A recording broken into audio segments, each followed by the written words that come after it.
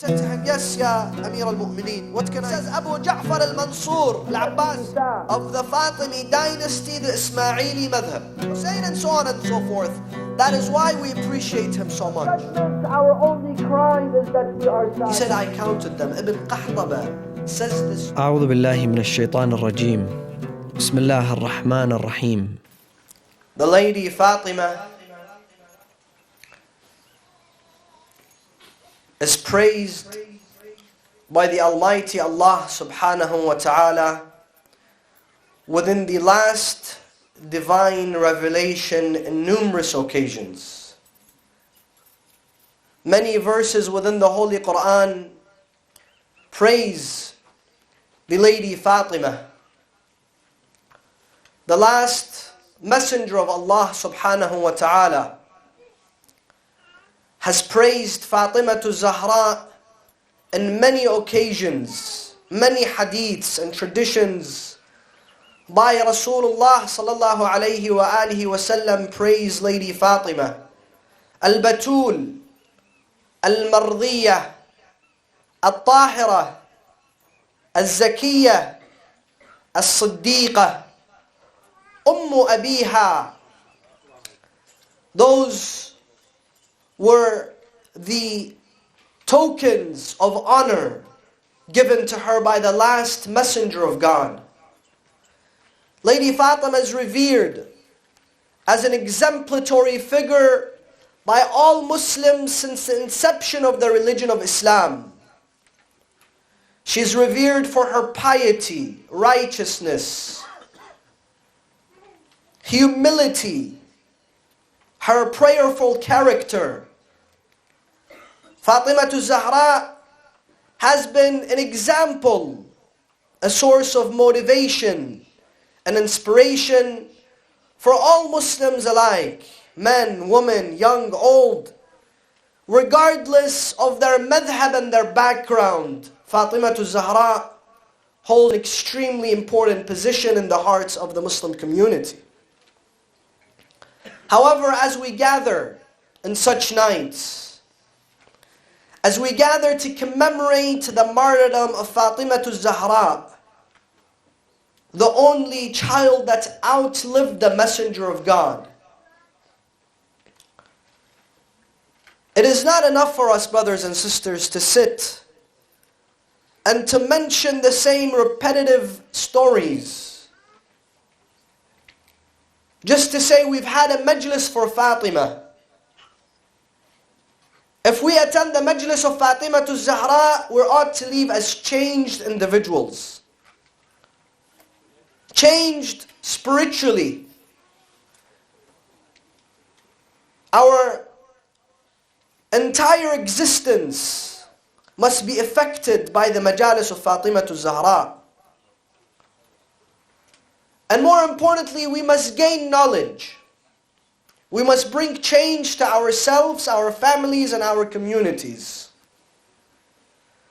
We simply would be doing a disservice to Fatima if we came and left and our families did not change. Our communities did not experience any change. And we did not seek perfection within the ummah of Rasulullah.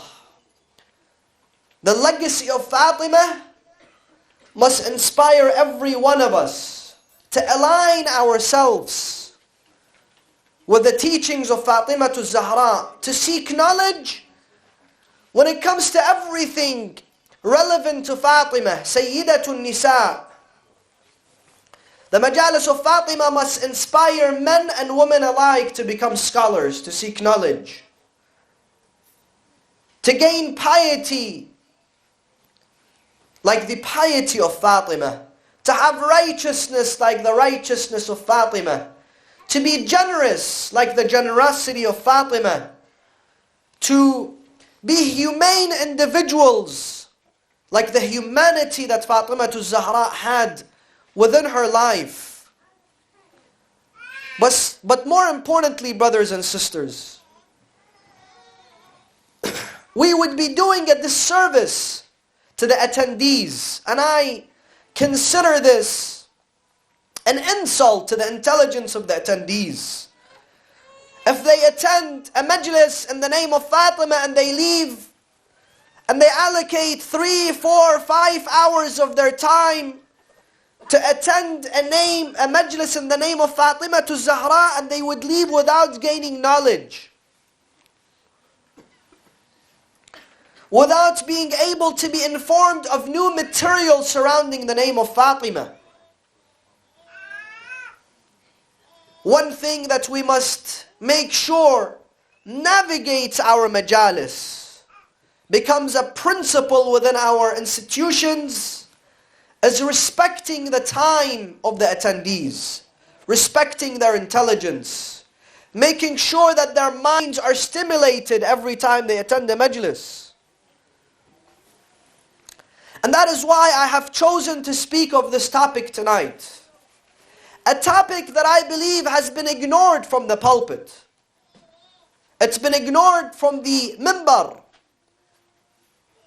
A crucial part, an important part of the history of Islam, and specifically Shii Islam.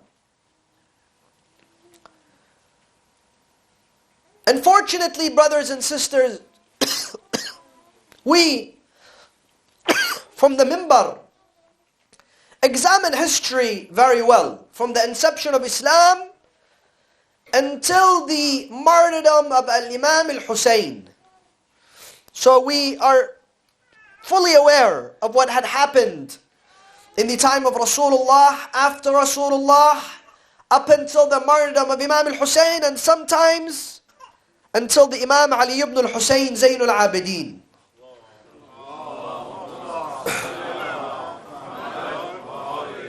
But when it comes to examining the life and the biography of the Ma'soomeen after Imam Ali ibn al-Hussein, Zainul Abidin, we examine them in an extremely mediocre manner. What do I mean? We say, for example, Imam al-Baqir was born in this specific year in the city of Medina. This was his father, his mother, and this is how he died, and this is how he was buried. And we hear the same exact biography of Imam al-Baqir, Imam al-Sadiq, Imam al-Hadi, Imam al-Askari, Imam al-Jawad every single year.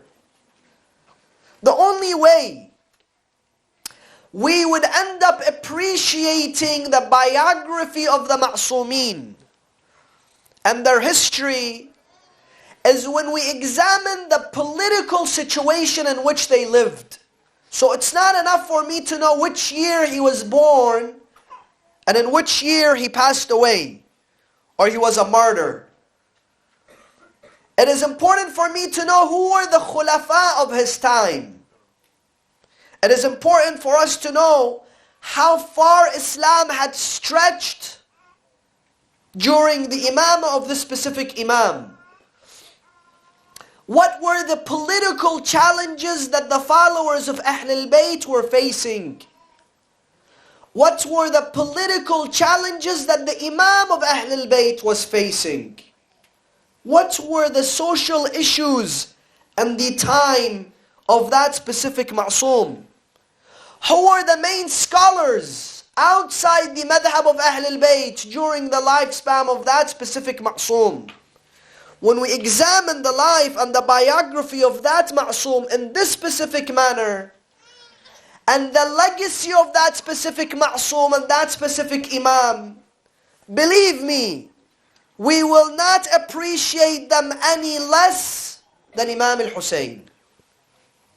Today, we the followers of Ahlul Bayt appreciate Imam al-Hussein. We love Imam al-Hussein because we understand the political scenario that Imam al-Hussein faced. The proclaimed Khalifa at the time of Imam al-Hussein. The injustice taking place at the time of Imam al-Hussein. The challenges that the Shia faced at the time of Imam al-Hussein, and so on and so forth. That is why we appreciate him so much. Similarly, that is how we've examined Amir al-Mu'mineen. But when it comes to Imam al-Jawad, when it comes to Imam al-Hadi, when it comes to Imam al-Askari, we lack to examine them in the same manner of details. And that is why I have chosen to examine this topic, the Fatimid Dynasty, the Fatimid government. A government established in the name of Fatimah Zahra. A government that occupies 260 years from the Islamic history. A government that stretched from Syria to Sudan, that governed the entire Red Sea and the North Atlantic Ocean, that governed 16 countries: Egypt, Libya, Sudan, Spain, parts of Italy, Saudi Arabia, were all governed by the Fatimid Khalifa. The Khilafah, which began in the year 300 after the migration of Rasulullah, the 3rd century Islam, and it lasted until the year 562 after the Hijrah. And unfortunately, even though this was a Shii government, this was a Shii dynasty, and the name of Fatimah Zahra, it's been ignored by the Shii historians. It's been ignored by the Shii minbar.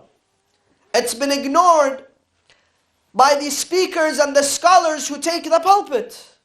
But it's been discussed heavily by those outside the madhab of Ahlul Bayt. And you know,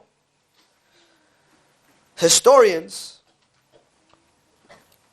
outside the madhab of Ahlul Bayt, discussing any notion that has to do with the Shia and the followers of Ahlul Bayt, to say the least, they would narrate it in an extremely unfair manner. To a point that today the books of history try to give an image to Bani Umayyah, to Bani al-Abbas, who were tyrants, bloodthirsty, malicious, vicious tyrants. A picture of peace, sometimes praising them, sometimes covering their ill behavior, and reflecting an extremely unfair story when it comes to the Fatimid dynasty. Let me say this. By speaking about the Khilafah al-Fatimiyya, or the Fatimid Caliphate, I am in no shape or form suggesting that I am a fan, or I support everything, or we support everything that they've done, or they're flawless, or they're infallible, they made no mistakes. No, that's not the case.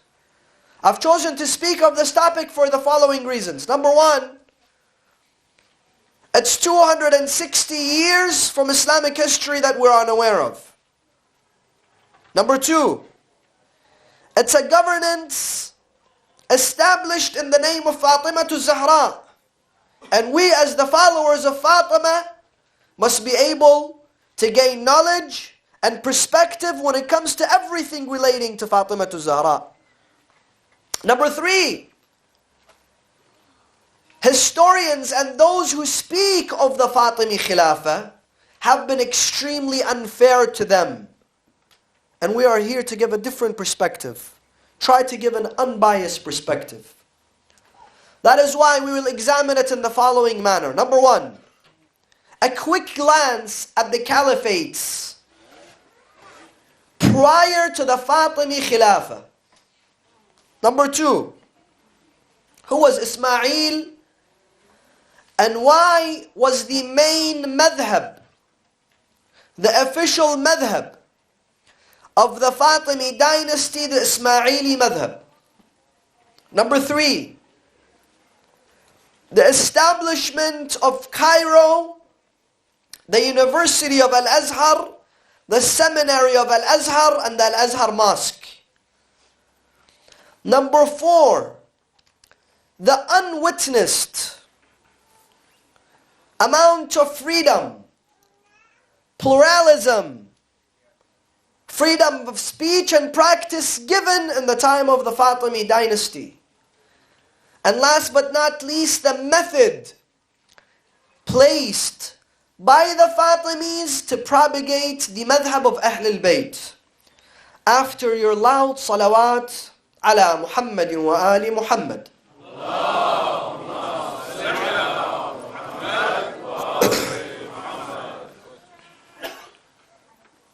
The Muslim historians have divided the caliphates into 4 specific periods. The first, Al-Khilafah al-Rashida, which began with Abu Bakr, ended with Imam al-Hasan. Some people may not count Imam al-Hasan, end with Amir al-Mu'mineen, al-Imam Ali. And some people may include Imam Hassan, and others have even included Muawiyah. Then comes the second period, Al-Khilafah al-Umayyah, the Umayyad dynasty, that began with Muawiyah. The third was Bani al-Abbas. Bani al-Abbas were founded on 2 main principles. First of all, they took their name and their title after Rasulullah's youngest uncle Al-Abbas. The first principle was the principle of Al-Mawali wal-Mamalik. They differentiated between the Arabs and the non-Arabs. Why? Because Islam kept expanding. A lot of new countries, a lot of new lands, a lot of new languages, a lot of new nationalities had entered the Islamic empire. And there was one Khalifa. When Bani al-Abbas came, they divided them into 2 classes.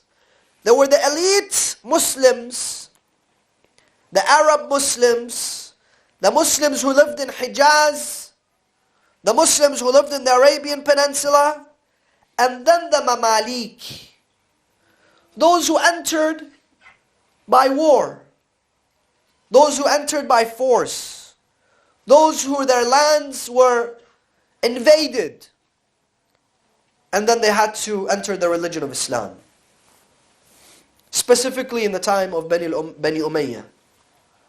So they divided them into 2 categories, 2 classes.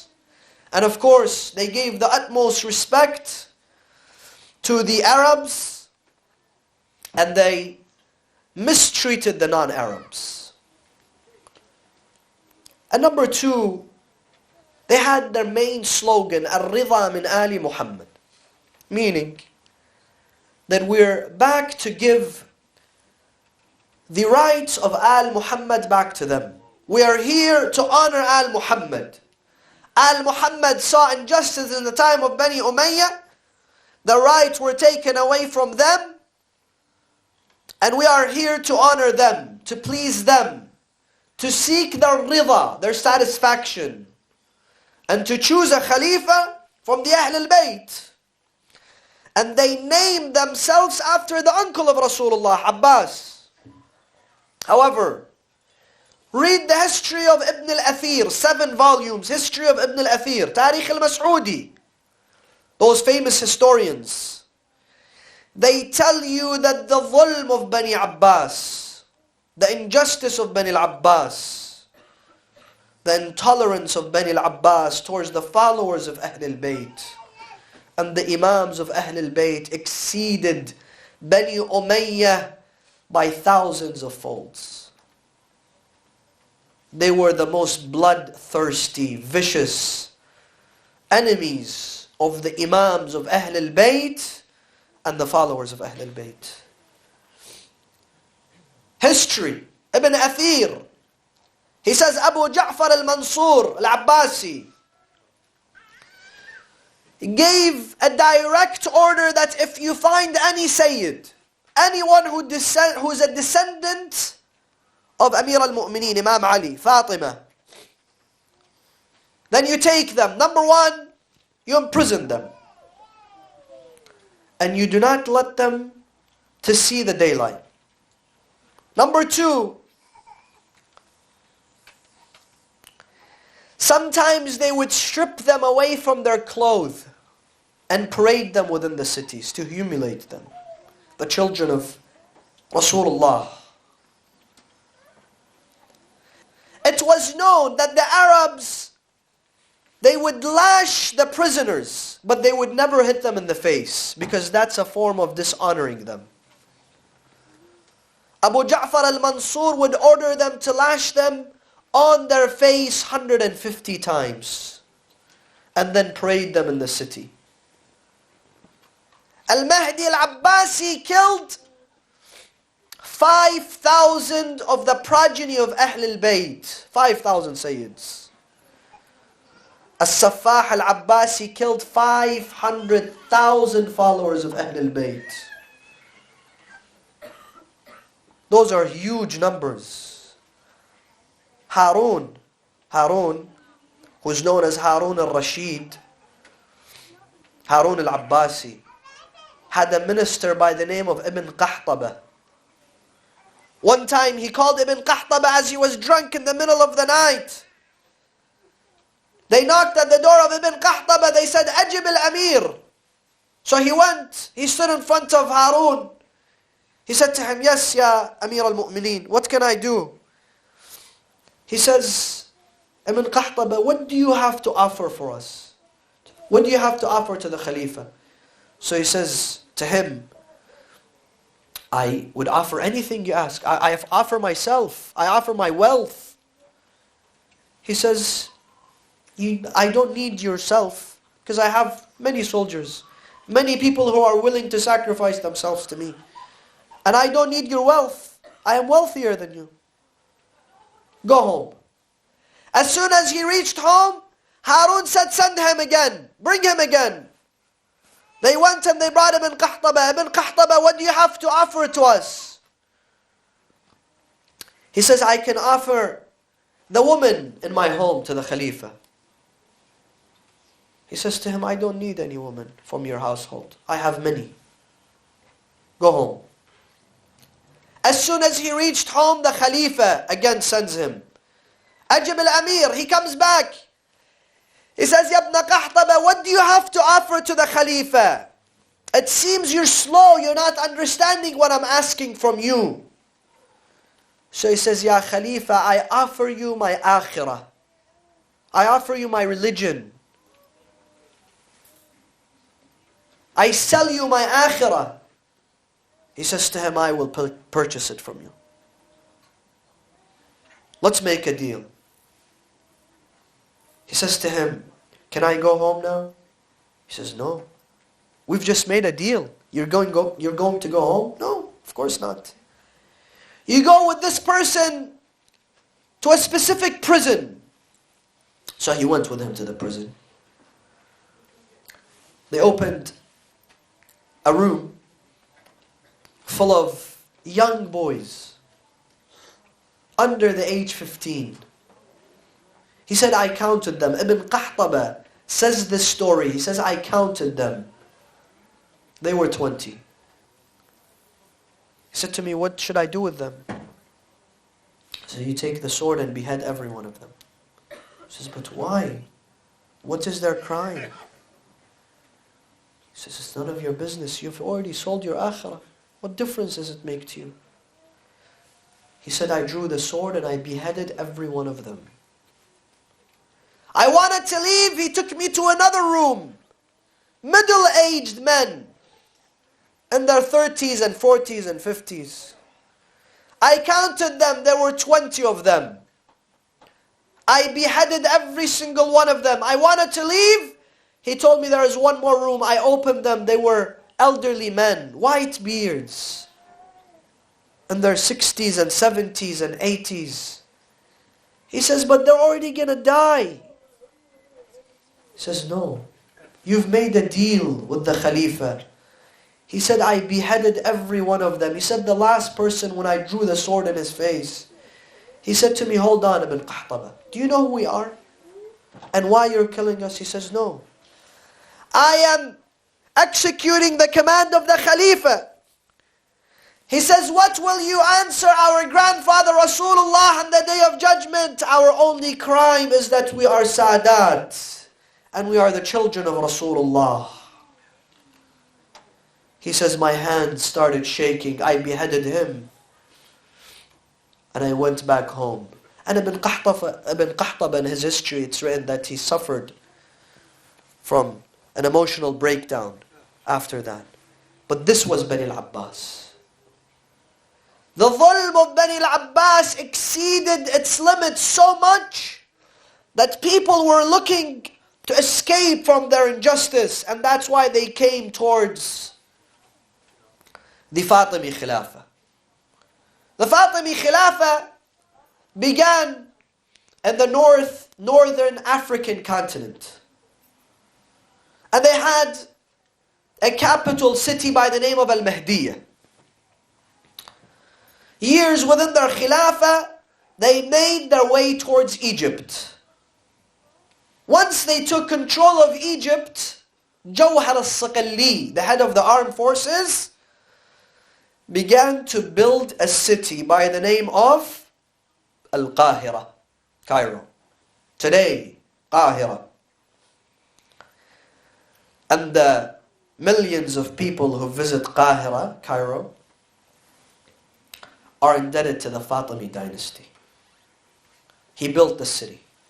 And he built the city on this principle of building a university, a seminary, that will propagate the teachings of Islam, the Quran and Ahl al-Bayt. And they named it Al-Azhar. Al-Jami' Al-Azhar and the seminary of Al-Azhar. And I want to pause here for a moment. After they built the Azhar and they built Qahira, of course the Khalifa, the Fatimi Khalifa migrated. At the time, Abdullah al-Mahdi al-Fatimi, he migrated and they chose their capital city to be Cairo from Egypt. And they began to govern the 16 countries that they had control over from Egypt, from Cairo. Now, I'm not trying to tell you that they were flawless, once again. They were ma'sumin. But compare to the ugly, vicious and malicious history of Bani Umayyah and Bani al-Abbas, of course they were angels. But today, unfortunately, like I said, they make it seem the exact opposite. That the zalim, the unjust, the intolerant, or the Fatimis, and the time of Bani al-Abbas was a time of peace and tranquility and tolerance. And anyhow, Al-Azhar was based, Al-Azhar Seminary, University, was based on the following principles. Listen to this. This is in the second and third year, this is 3rd, 4th and 5th century Islam. Look at our seminaries today, our Islamic institutions today, our masajid today, and ask yourself a question. That have we been able to keep the same principles, or have we drifted away from the spirit of Ahlul Bayt and Islam? Number one, they base the foundation of Al-Azhar on tolerance. Tolerance of opinion. Tolerance of perspective. And they created a chair for every single school of thought within Al-Azhar. The Shafi'is, the Malikis, the Hanafis, the Hanbalis, the Shia, the Sufis, every single school within Islam had a chair within Al-Azhar. And they chose to bring the biggest of their scholars and muftis and place them in Qahira, in Egypt. And told them, you are more than welcome to teach freely in Al-Azhar. Propagate. Teach. Nobody will harm you. Nobody will stop you from propagating and teaching your madhab. Now the madhab of Ahl al-Bayt was forbidden. Nobody could teach the madhab of Ahl al-Bayt until then. But then they brought scholars to teach the madhab of Ahl al-Bayt as well. What's interesting is, once you bring the opinion of others, and you also bring the opinion of Ahl al-Bayt, and you put it next to it, the opinion of Ahl al-Bayt shines like a diamond. But if you only bring the opinion of Ahl al-Bayt, and we're unaware of the opinion of others, it doesn't seem as significant. And this was an extremely smart move and method implied by the Fatimi scholar, by the Fatimi Khalifa. In fact, this was a principle of Imam al-Sadiq. One of the students of Imam al-Sadiq comes to him. He says to him, Yabna Rasulullah, I go to Hajj and people look at me as a mufti, as a scholar. People respect me. So they come to me. I know they do not belong to the Shi'i school. I know they are not Shia. I know they are outside our madhab. So I give them the fatwa that they follow according to their own madhab. And some people come and ask me and I know they're Shia, so I give them your opinion. And some people come to me and I don't know them, so I give them both perspectives. Is what I'm doing right? Am I on the right track? Or is what I'm doing a mistake?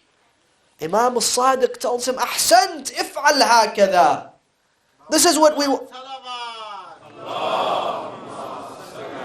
This is the methodology that we want you to use. Today, brothers and sisters, unfortunately, sometimes within our seminary, sometimes among scholars, within our community, from the minbar, we cannot tolerate one another. We cannot tolerate new perspectives, new opinions. There is some sort of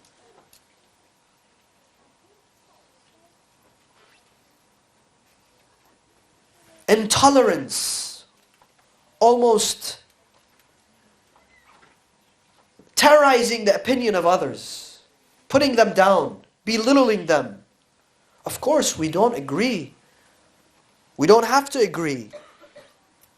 But the most important thing is being able to put the perspective of others next to our perspective and allow them to preach and practice freely. That's number one. Number two, Al-Azhar was founded based on freedom and religious practice. So Al-Azhar and Jami' Al-Azhar had lectures every single day. Go read the history of Al-Azhar. Every Sunday and Tuesday, a Sunni Imam would be the one that would deliver the lectures at Al-Azhar. Even though the Khalifa was Shia. Even though the city was founded by the Shia. But they would allocate the lecture to be given by a Sunni Imam. More importantly, and the 16 countries that Fatimis ruled, Salat al-Taraweeh was never forbidden. Let people pray. They want to pray Taraweeh, let them pray Taraweeh.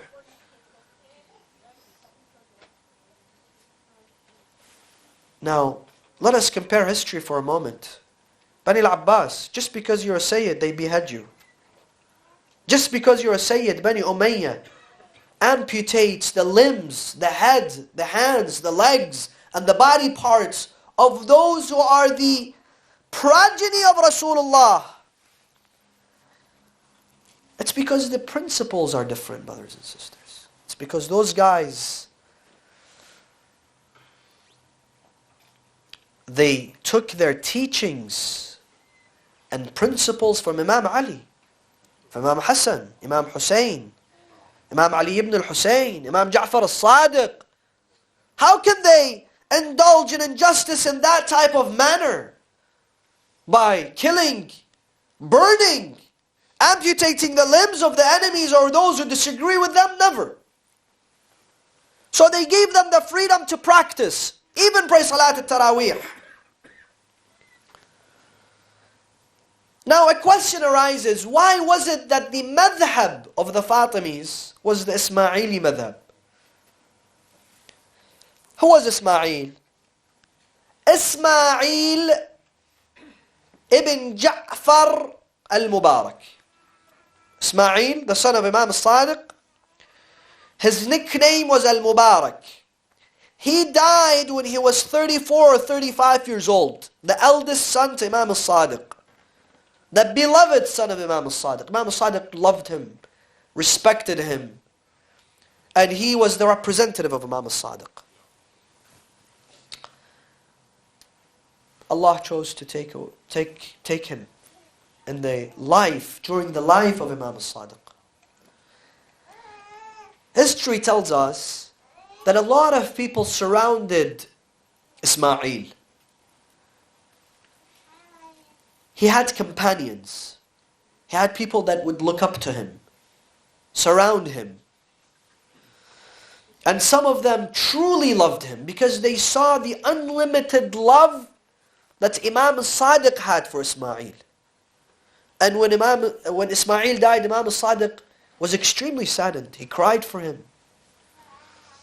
But Imam al-Sadiq, if you read history, stopped his janazah many times during his burial.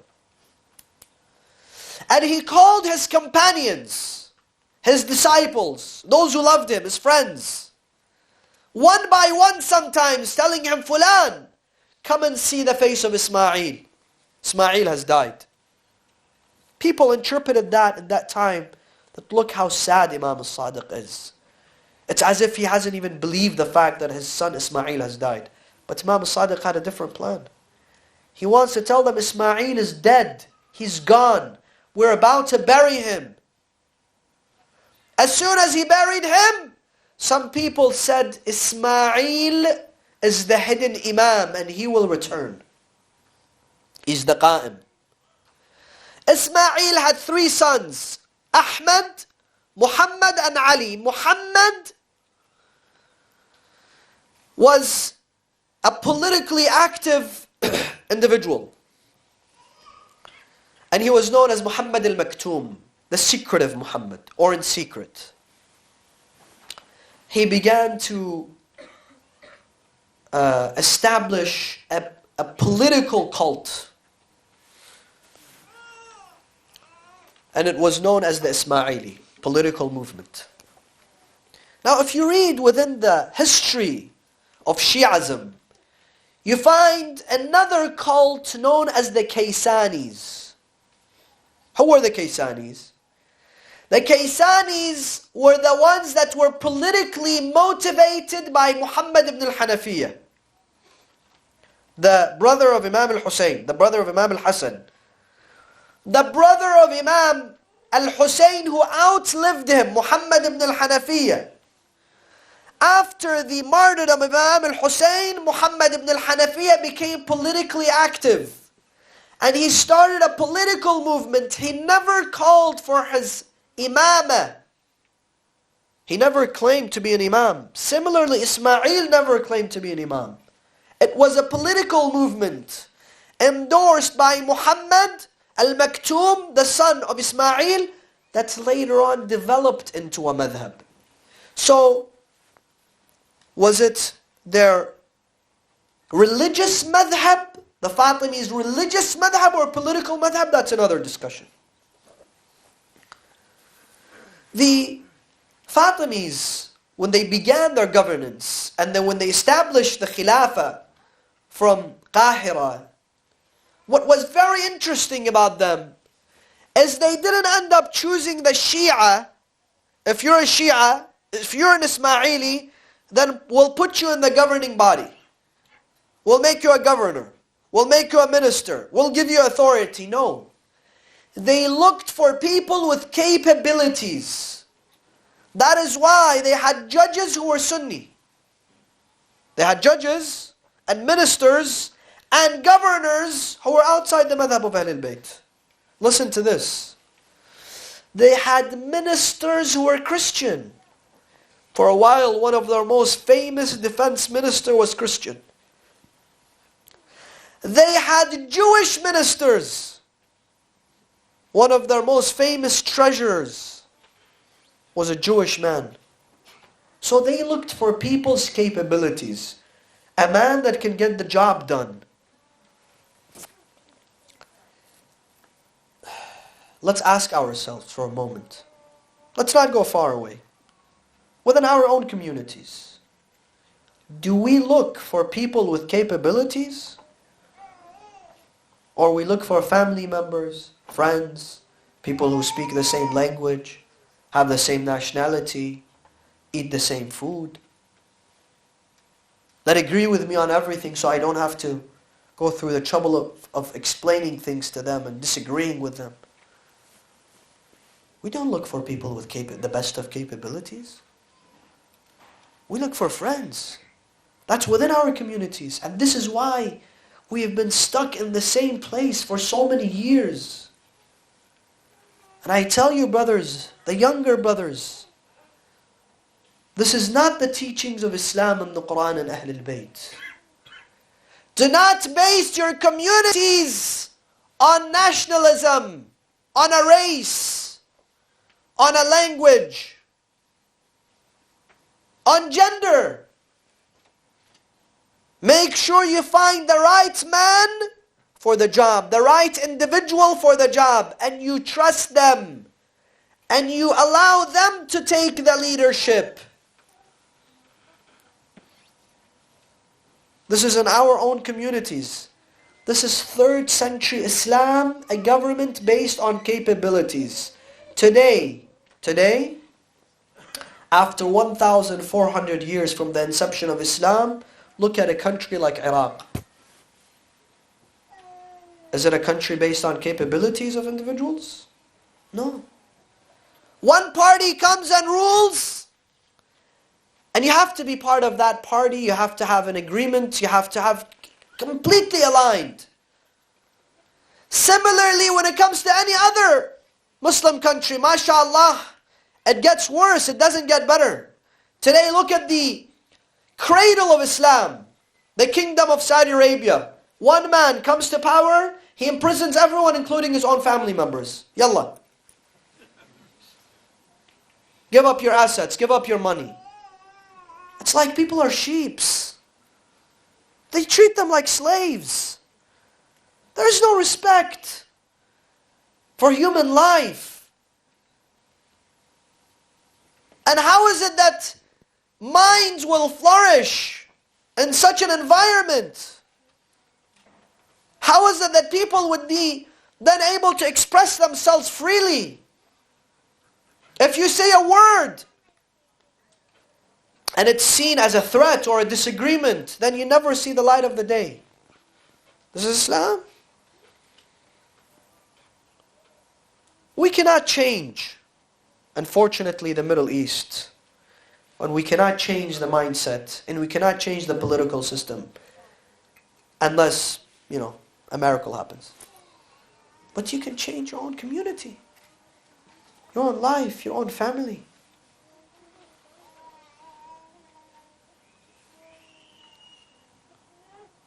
Do not base your decisions on anything besides what Allah subhanahu wa ta'ala has promoted in the Quran. Don't say she's a woman, she can't handle this. He's young, he can't do it. They're outside our culture, they won't know. يا أيها الناس إنا خلقناكم من ذكر وأنثى وجعلناكم شعوبا وقبائل لتعارفوا إن أكرمكم عند الله أتقاكم. Finally, the Fatimid government placed a specific system to propagate the madhab of Ahlul Bayt. Prior to that, Bani Umayyah, prior to that, Bani al-Abbas, of course you cannot even mention Ahlul Bayt or propagate the teachings of Ahlul Bayt. Now when it comes to Al-Dawla al-Fatimiyya, the Fatimid Caliphate, now they needed to propagate and spread the teachings of Ahlul Bayt. But in what methodology? By force? No. They chose scholars that spoke every language that they can get a hold of.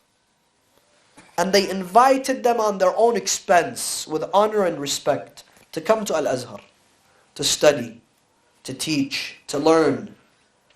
And then they would send them to propagate the teachings of Ahlul Bayt. Like I said, this is 3rd, 4th and 5th century Islam. Today, many of us have migrated to the West, to Europe, to America, to Australia. But yet we have not adapted this methodology of propagation. We don't have a plan that's 2 people, a man and a woman, 4 people, 6 people, 1 person from every community sent to the seminary with a specific goal, with a specific agenda, gain Islamic knowledge and return to us. Brothers and sisters, it is important that the person propagating and teaching Islam knows the culture of the land that he propagates to. You cannot import. If importing scholars was the thing to do, then Allah subhanahu wa ta'ala would have chose all prophets to have one nationality and speak one language, and He would have sent them to all over the world. No. He chose 124,000 prophets that spoke different languages, had different cultures, had different backgrounds, different skin colors, different nationalities. Why? Because they have to be part of that community. Understand the challenges of that specific community. Not come to me from a different part of the world. Sit on the minbar. It's interesting, I was speaking somewhere where there was another gentleman speaking with me prior to me. And he happened to speak about the Iraqi elections every day. And the Iraqi parties and the Iraqi politics every single day from the minbar. Until the 10th day. So the 10th day I asked him, do you know that the elections in this country are going to happen very soon? In less than a month?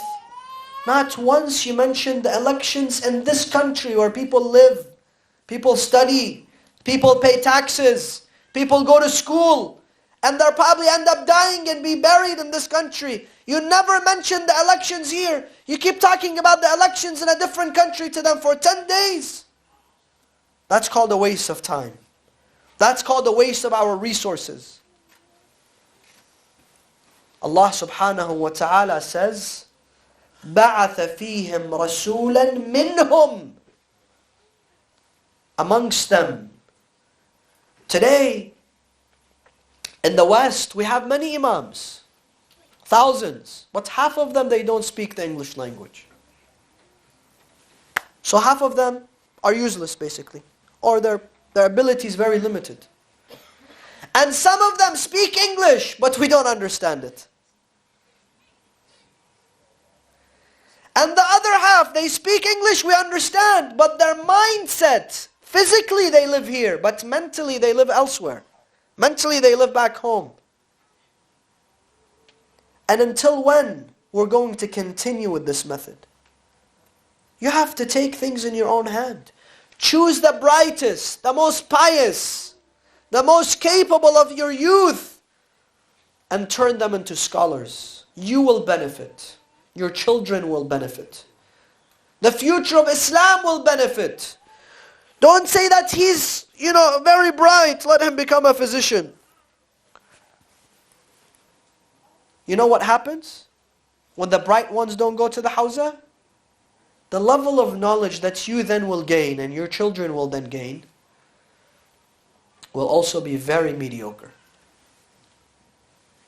This was the methodology that the Fatimids used, and that is why the madhab of Ahl al-Bayt was prosperous at that time. And they were the ones that initiated the majalis that you see today.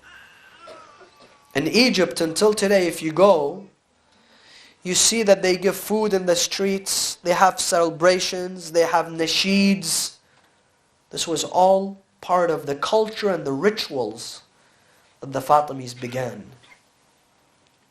And of course it was an event that brought harmony to people. When you break bread with people outside your school of thought, outside your madhab, in a form of respect, it creates a bond. It brings people closer. Unfortunately, brothers, I say this with a broken heart, with a heart full of pain, that sometimes our majalis are a mean for people to run away from us, get scared of us. lose the respect for us and the madhab of Ahlul Bayt and the Imams of Ahlul Bayt. Allah subhanahu wa ta'ala draws a principle for us within the Holy Quran. Propagate for the sake of Allah, not in the way that you like, not in the way that you desire. Propagate. أدعو إلى سبيل ربك بالحكمة, wisdom, والموعظة الحسنة, with attractive mannerism and propagation. Be respectful, be kind, be courteous.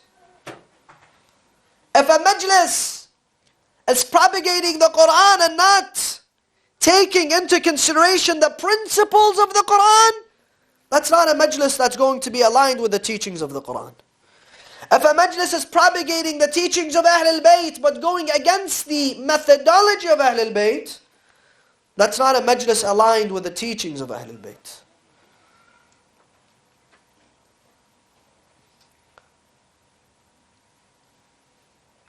And the name of Fatima and the mention of Fatima,